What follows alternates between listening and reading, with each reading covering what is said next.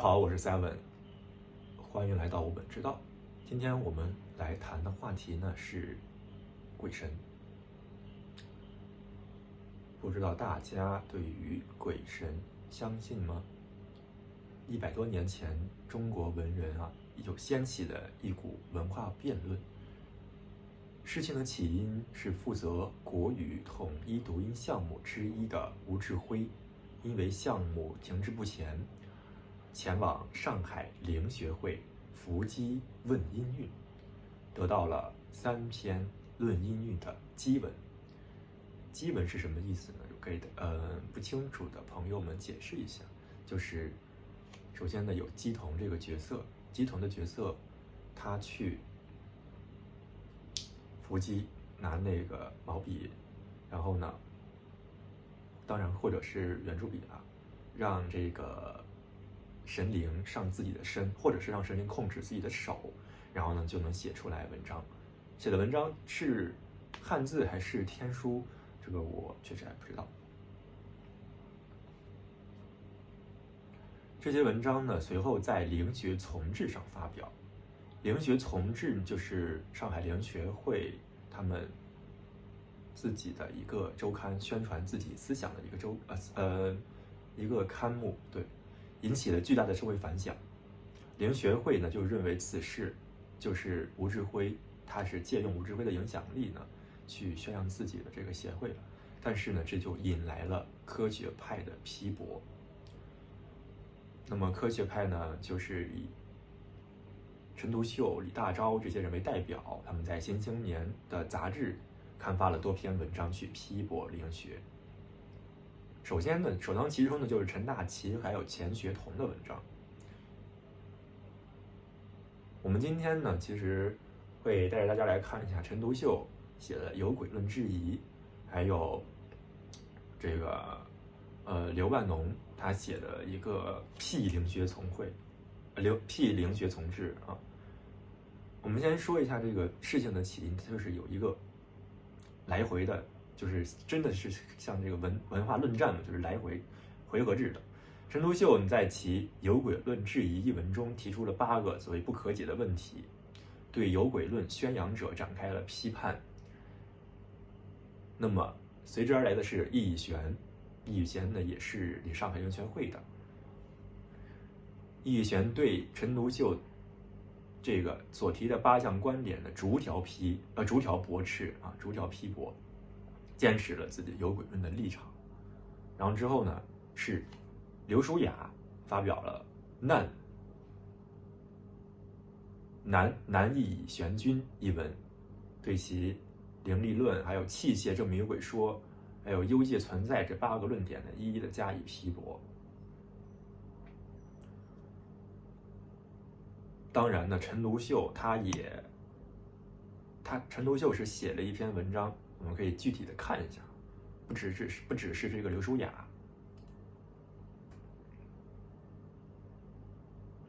陈独秀先说的呢，就是有鬼论质疑。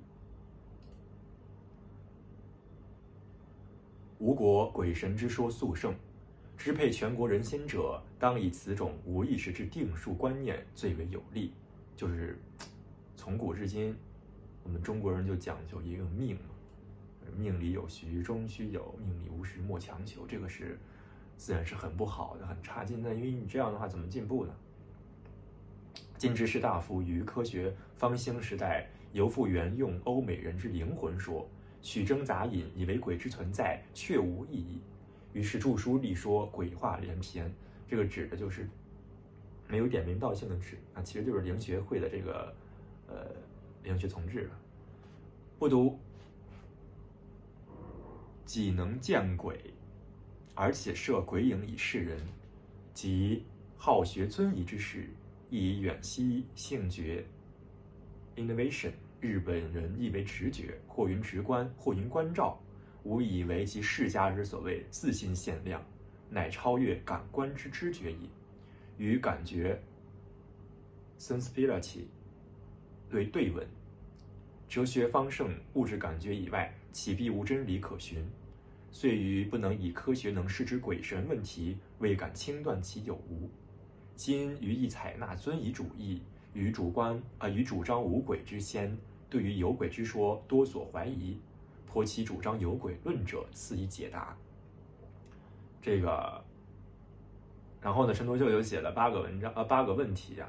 我们从后边往前看，有意思的我们就说一下。人若有鬼，最后一个啊，人若有鬼，一切生物皆应有鬼，而何以今之言鬼者，只见人鬼，不见犬马之鬼也？此不可解者八也。敢问。那么我觉得啊，这个为什么陈独秀说人若有鬼，一切这种生物皆应有鬼，那么只见人鬼，陈独秀肯定没有自己亲眼见过鬼。如果他亲眼见过鬼，他就不会去持这个无鬼论的观点。所以他这个所谓的有鬼，应该是自己在这个我们民间的文学，或者是一些就是应该是民间文学或官方，也有官方的，我觉得史书中也应该有记载啊，大家可以去翻阅一下。那么只有人鬼，比如说《聊斋志异》《阅微草堂笔记》，这些都是只有人鬼，没有所谓的这个畜生鬼、犬马之鬼。其实我觉得应该是有的啊，因为呢，人鬼它比较写出来小说，它这个情节比较有趣啊，它比较值得写，能够去吸引读者，所以就写了人鬼，就没有去写畜生鬼，没有去写这个畜生鬼。我们如果看这个《通灵少女小站》的视频啊，油管上，包括他也写了书，我还买了，他就说是有鬼的，对，是有这个畜生鬼的。那么我现在呢，其实可以借此来说一下我自己的一个观点。首先，我没有见过鬼，包括鬼压身，包括老高他就自己说自己被鬼压身。我觉得这个就我反正最近首先没有被鬼压身过了，我也没有见过鬼，我也没有就是亲眼见过这个神佛。但是呢，我在五台山的时候，确实就感觉有点很奇特啊。在五台山的时候，我就是看到了一个比丘。这个时候，这个事情以后可以跟大家分享。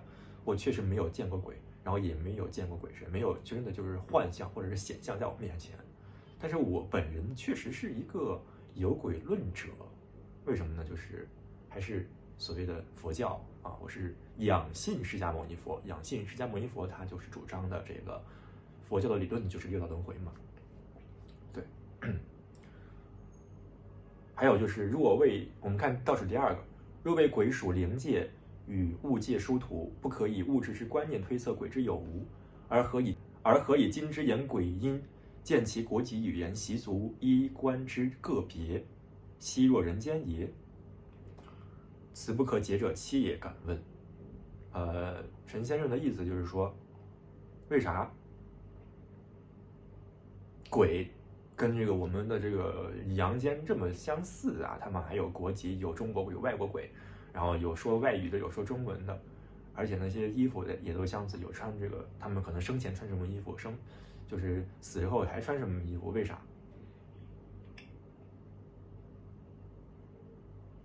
这个我觉得他这个逻辑不太那个啥，不太恰当，不太自洽。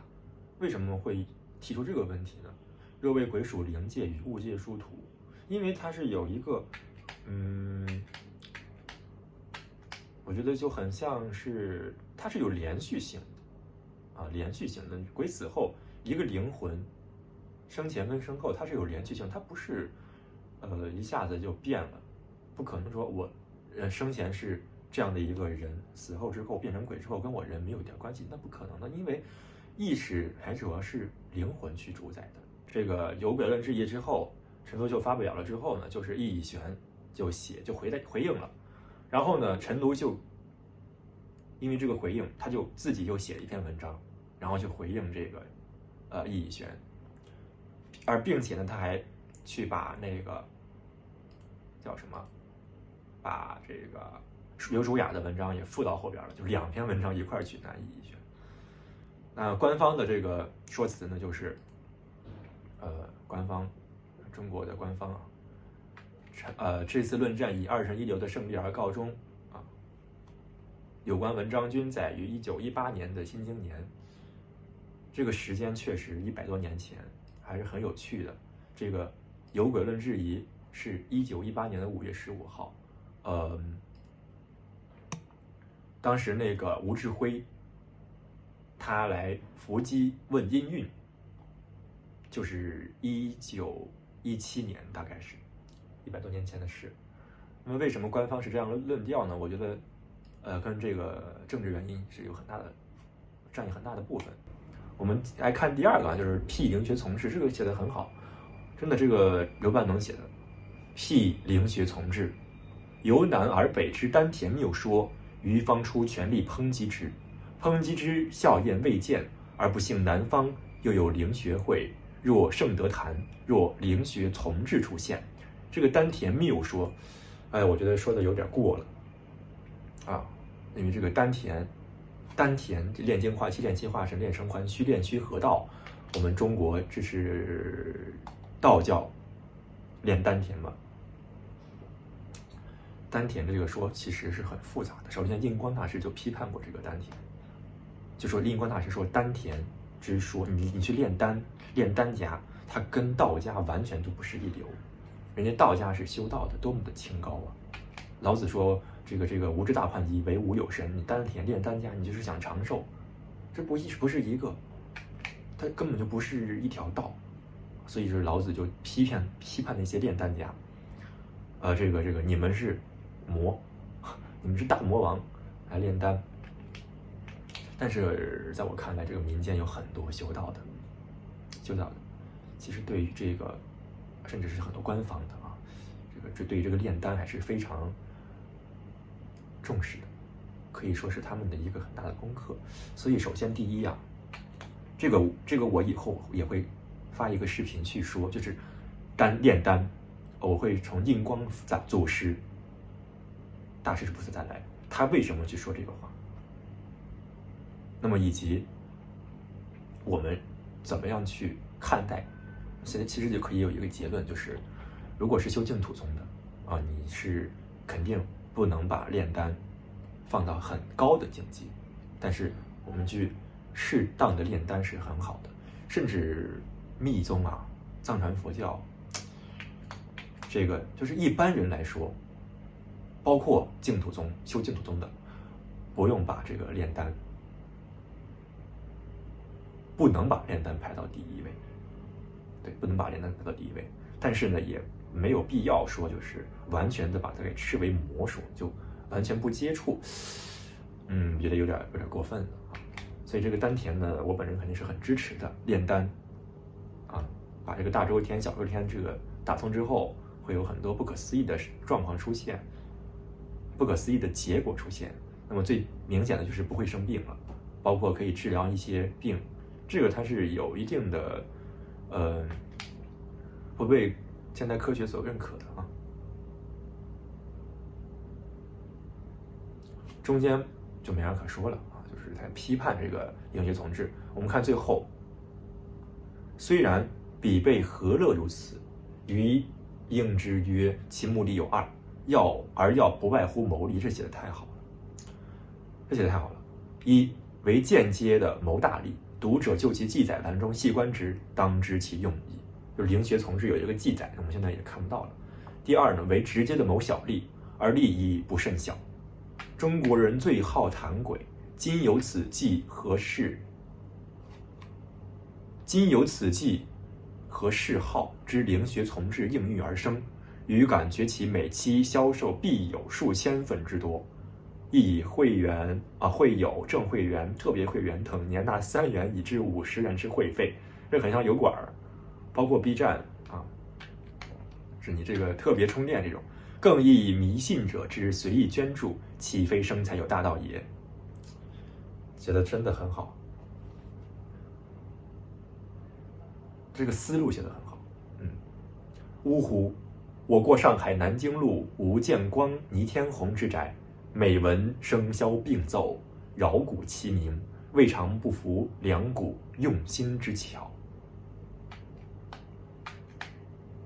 这个是不是在这个应该这2个宅子好像听他的意思啊，听陈先生的意思啊，刘先生的意思，刘半农，刘先生的意思，他可能就是这2个地方好像就是迷信啊，在从事一件迷信的活动。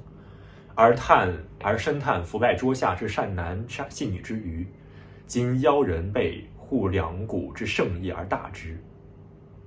两谷就是古墓之人嘛，欲以全中国之士大夫为伏拜桌下之善男信女。这个刘半农的这个心胸真的是很开阔，他真的是希望我们中国好想意见服他种滑头事业之易于拆穿，不得不谋以永久之生计。就说这些迷信的人啊，他就怕他有一些小的一些伎俩，骗人的伎俩容易被拆穿，他就想一个长久之计。什么长久之计呢？就是嫁鸡服鸾。嫁鸡服鸾在印光大师也批判过。嫁鸡服鸾，印光大师说，这个嫁鸡服鸾全部都是这个妖道。我们可以一定要去看这个原文啊，我说的可能不准确。印光大师说，只有一个不是妖道，西方确指好像叫西方确指啊，这是印光大师认证的啊，他不是这个鬼道了妖道，他是真正是西方的菩萨降基坛了。对，所以这个怎么说啊？印光大师他批判这个嫁鸡服鸾啊，你想想，台湾那么多嫁鸡服鸾，那么多宫庙，他们难道都是非官方的吗？这个我以后会出一个影片讲一下我的看法。那么我们现在看第3个啊，就是我觉得特别好的胡适写的一篇文章，从拜神到无神。今天就是跟大家分享3篇文章，以及呢我自己对于这个鬼神论以及这个文化论战这些文章，他们在不断的去批驳，互相批驳，他们是怎么样去评价？我自己是想去说一下。来，胡适啊，有一天我正在温习朱子的小学，念到了一段司马温公，其中有论地狱的话，说：行迹朽灭，神意飘散，虽有错烧冲磨，亦无所失。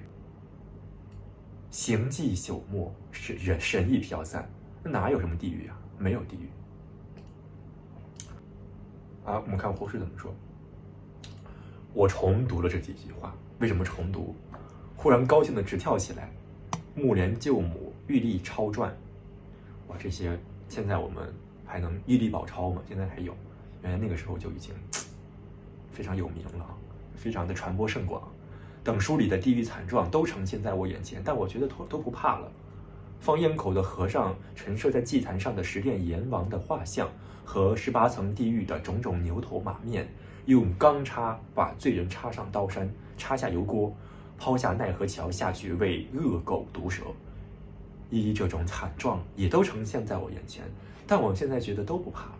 我再三念这句话：行迹朽灭，神意飘散，虽有错烧冲磨，亦无所失。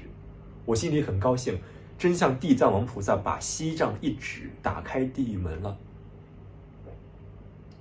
这里其实我们可以看到胡适，他实际上是有自立的一个心在的。就是为什么他相信司马光的这句话呀？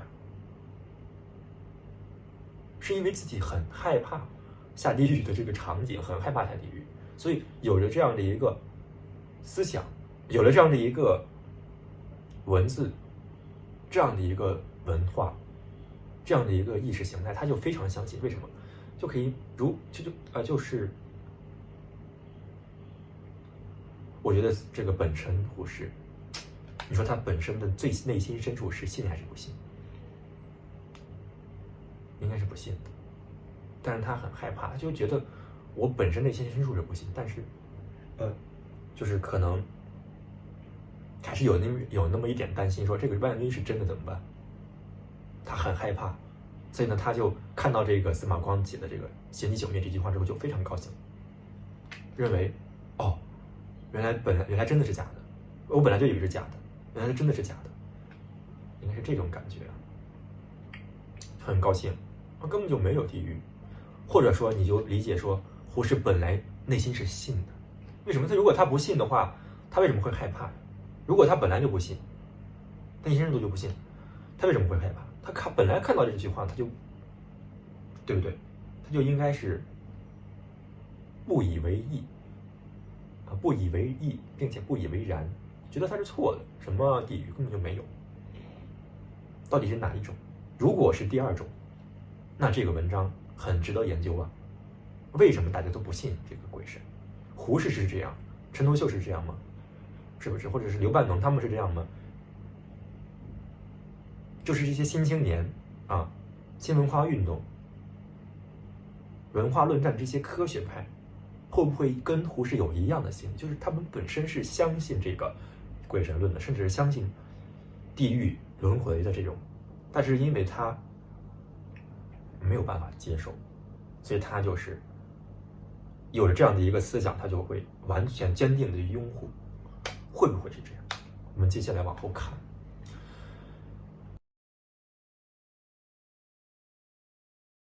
好，我们继续。刚才手机没电了，来把电充上，转了一下。我们继续来看我们的胡适先生啊写的这一篇《从拜神到无神》。这件事我记不清在哪一年了，大概在11岁时。这时候我已能够自己看古文书了。于晨先生教我看《刚健一之录》，后来又教我改看《玉批通鉴纪览》。纪览一之录有句逗，故我不觉吃力；通鉴纪览需我自己用朱笔点读，故读得很迟缓。有一次，二哥从上海回来，见我看《玉批通鉴纪览》，他不赞成。他对玉晨先生说：“不如看《资治通鉴》。”于是我就点读《资治通鉴》了。句逗，点读，这是我研究中国史的第一步。我不久便很喜欢这一类的历史书，并且感觉朝代帝王年号的难记，就想编一部历代帝王年号歌诀。晋人叔很鼓励我做此事，我真动手编这部7字句的历史歌诀了。词稿已遗失了，我已不记得这件野心工作编到了哪一朝代，但这也可算是我整理国故的破土工作。可是谁也想不到，司马光的《资治通鉴》竟会大大的影响我的宗教信仰，竟会使我变成一个无神论者。这个时候我们可以看到啊，这个胡适，他好像在读《资治通鉴》之前，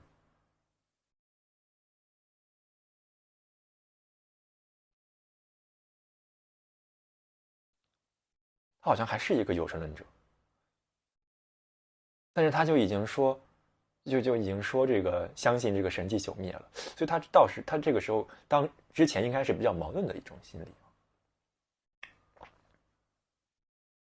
而且我们可以看到，他当时胡适先生他编了一个历代帝王年号歌诀，虽然这个稿子他没有形成一定的影响，然后呢也没有就是去造成也没有流逝，但是呢它是什么？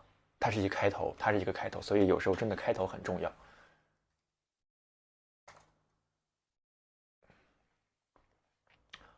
有一天我读到《资治通鉴》第136卷，中有一段记范缜，齐梁时代人，死后约在西历510年，反对佛教的故事，说：“缜著神灭论，以为行者神之志，神者行之用也。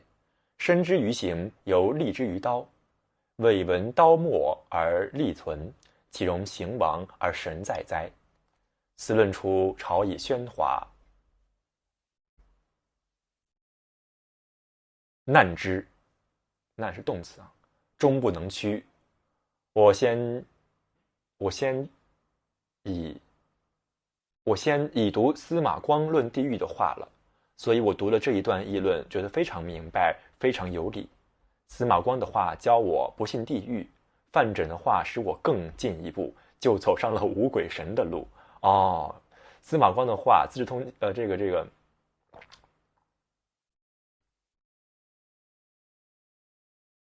司马光的这个家训哈，说了就是他不信地狱了哦。这个神灭论的说他不信鬼神了，无鬼人了。这个比喻啊，后面就是这个胡适先生的解释这个比喻。这个比喻其实为什么要相信呢？就是要我说，神之于行，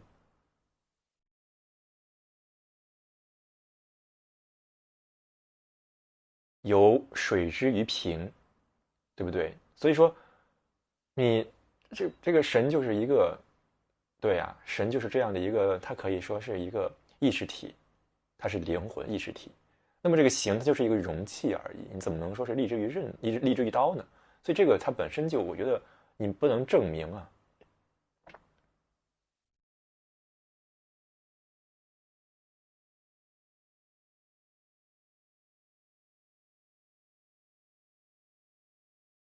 别的这个胡适的先生的这个文章写的非常的好，就是可以看出来胡适真的是一个谦谦君子，他的这个文章能量真的是很高。对，我们看，虽然我不同意他的观点，就好像我不同意这个刘半农他批灵学从治，但是呢，我们可以读他的文章，感觉到这个人是很有志向，而且呢，真的是有古人的那种风范，知识分子的风范。我们真的是要向他们学习。最后一个文章，我想去我们现代的鬼神，漫谈鬼神观念的枷锁是谁写的呢？是秦牧写的，写的特别好。我觉得这个真的是要分享。然后最后呢，把这个读完之后，我们就做一个总结。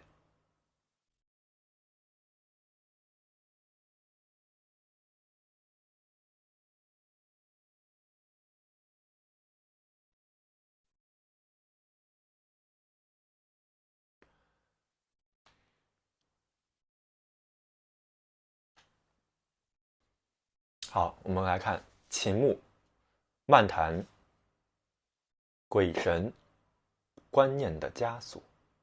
我们只读前2段。一位朋友来信说，最近有不少地方的青年迷信鬼神，而且花样很多。听了这消息，不由得很有些感慨。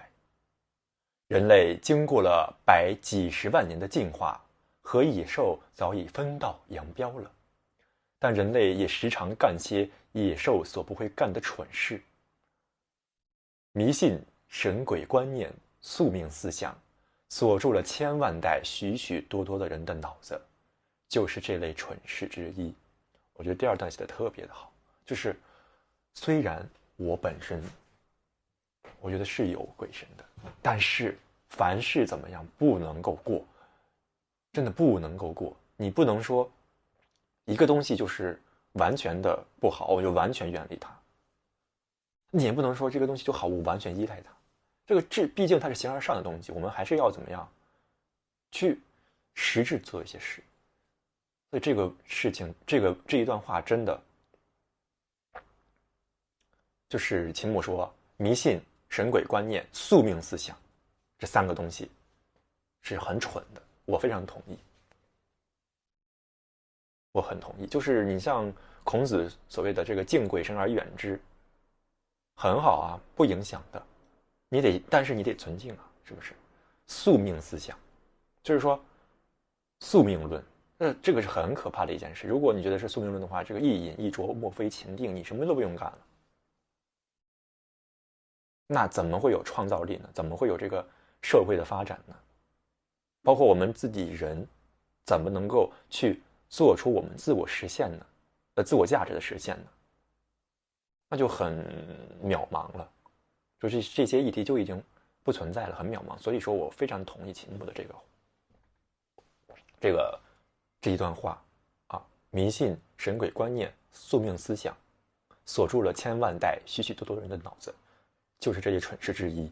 我们真的要警醒，不管你是有鬼论者还是无鬼论啊，你这个相不相信这个鬼神存在，我觉得这一句话都是非常受用的。最后呢，我来总结一下，科学派对灵学派的打击有它的积极方面，也有它的消极方面。积极层面上呢，首先它破除了迷信，打破了我们中国国民长久以来的宿命论。只有打破了宿命论，才能够促进我们国家的发展，促进我们社会的进步。鬼神虽有，但是不要迷信。第二呢，不破不立。不管是人还是一个事业，都是需要经过磨砺才能变得更好。那么灵学派，或者我们讲灵学这一条脉络，它经过不断的打击，不断的经过磨砺，它自己呢也不断的被梳理，不断的被总结。可能这个事情是在民间完成的，它被民间的这些传承人也好，我们叫这个灵媒或者是萨满这些，他们不断的去更加专注复盘，实际上对他们也是一个考验。考验通过之后，他们也能得到成长。那么就是因为科学派对灵学派的打击呢，才使得灵学派更加的茁壮成长，这棵大树呢更加的枝繁叶茂了。第三呢，它帮助灵学派筛掉了很多杂质，去除了大量的非正派的这样的鬼神崇拜。那么它的消极意义呢就很明显了。第一呢，就是影响到了我们的国民思想，它就破除了因果的道理。周安世，这是印光大师强调的。周安世云：人人知因果，大智之道也；人人不知因果，大乱之道也。为什么呢？